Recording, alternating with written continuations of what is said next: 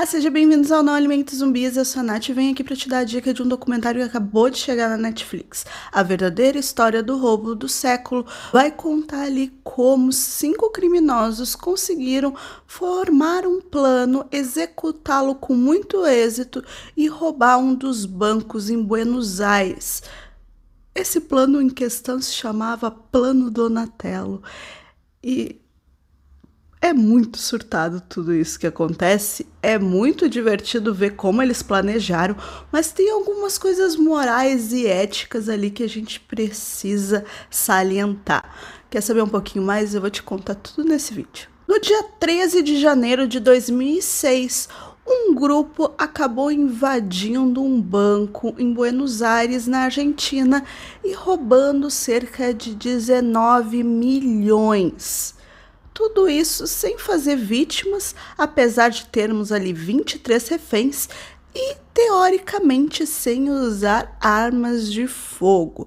Tudo isso com uma escapada do banco, no qual os policiais, os envolvidos, descreveram no primeiro momento como se eles tivessem simplesmente desaparecido. É tudo isso que a gente vê neste documentário de 1h50, aonde os próprios criminosos é que contam a sua versão. Então não é um documentário investigativo, ele não vai apurar tanto assim todos os fatos. Ele dá liberdade para os acusados de contar como que eles pensaram, por que eles resolveram assaltar aquele banco e como eles resolveram todo esse plano. E é aí que mora a graça. É um pouco psicodélico, já que o Fernando Araújo, o homem intitulado como o artista, planejou tudo isso e envolveu mais 4, 5 pessoas nesse crime. Ele que sempre esteve envolvido com artes marciais, plásticas, ele realmente viu beleza em assaltar um banco. Para quem viu 3 toneladas, que também é um caso que aconteceu de roubo aqui no Brasil de um banco, é bem interessante ver esses paralelos de decisões e como eles planejaram tudo. E aqui ele consegue dar uma outra vibe nesse assalto, nesse roubo argentino.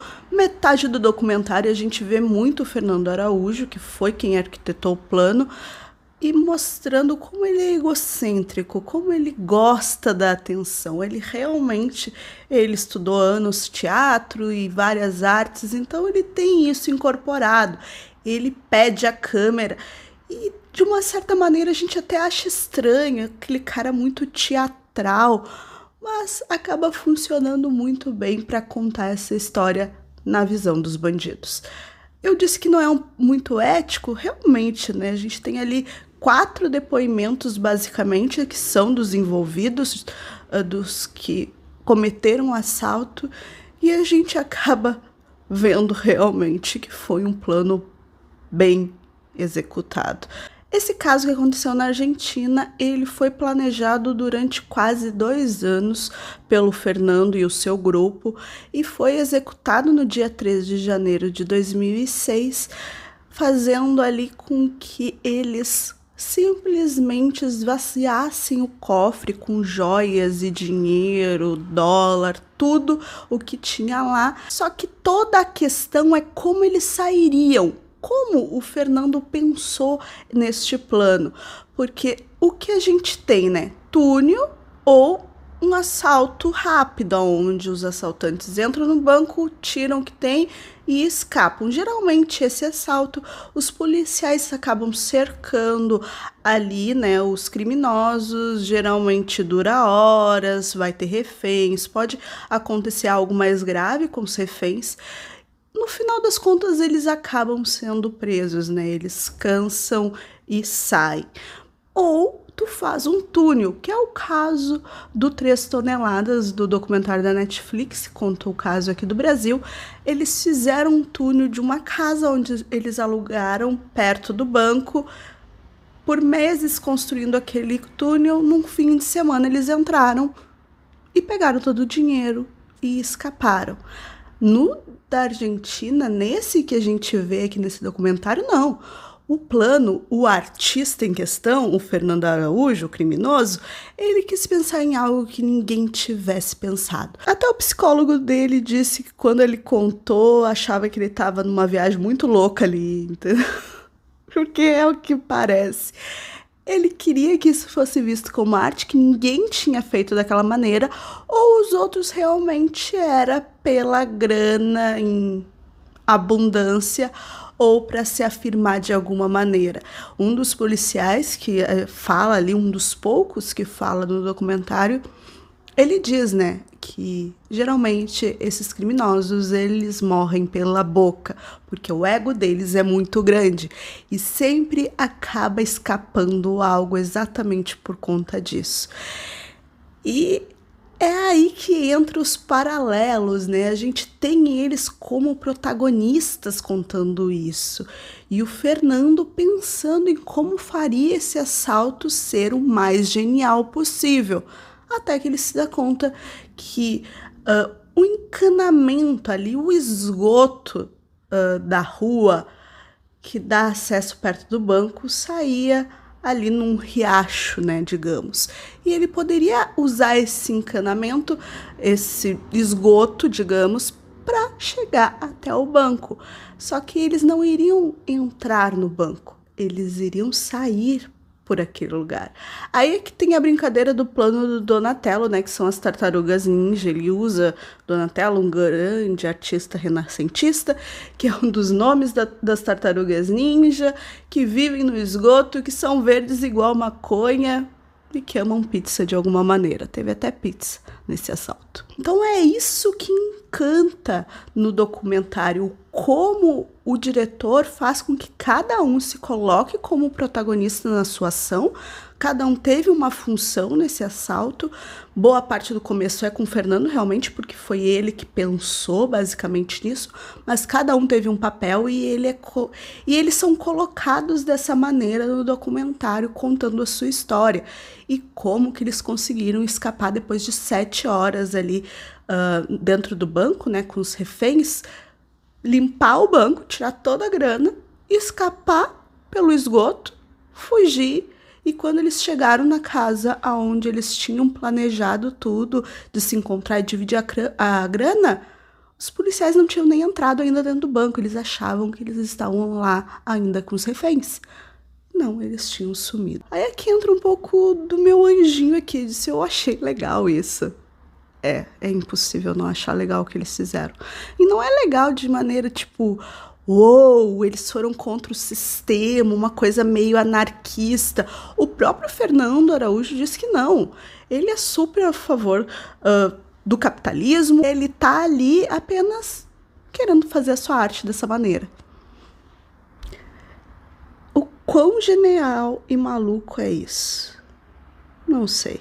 Eu tô em conflito interno comigo mesmo. Mas a gente sabe que num tipo de crime desses, e basicamente em todos os crimes, existem muitas coisas em volta, né? Existe todo um submundo, todas as pessoas que estão envolvidas, outros tipos de crime que acontecem nesse ir no banco e tirar o dinheiro daqueles que tomam o nosso dinheiro, sabe?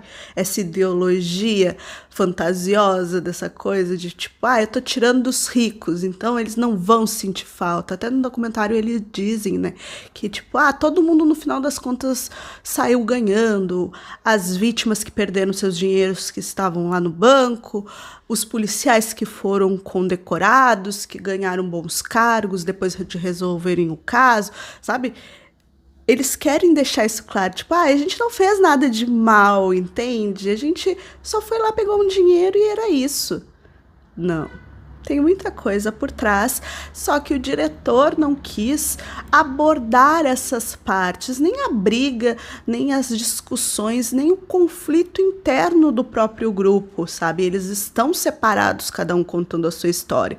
Existe muito mais, existe um tal doc que eles falam que a gente não sabe, que estava ligado nessa questão do submundo ali, dos bandidos, e que foi quem arrumou as outras pessoas que estavam envolvidos em coisas mais pesadas. Então, sabe, é uma engrenagem que puxa outras, que fazem coisas muito ruins também.